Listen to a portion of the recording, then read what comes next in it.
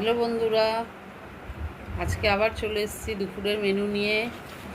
আজকে বৃষ্টি পড়ছে, তাই জন্য আজকে দুপুরের মেনু হচ্ছে গরম গরম গোবিন্দভোগ চালের খিচুড়ি, তার সাথে আছে আলু ভাজা, হলুদ হলুদ আলু ভাজা কাঁচা লঙ্কা দিয়ে, হাতে আছে ডিমের অমলেট, আর আছে বাটা মাছ ভাজা।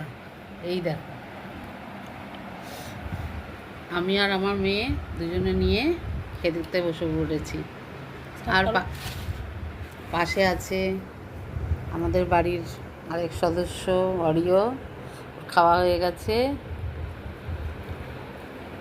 অরিও, এই তো এই তো এই তো, দেখো দেখো দেখো অরিও, এই যে এই যে এই যে, তুমি দেখছো?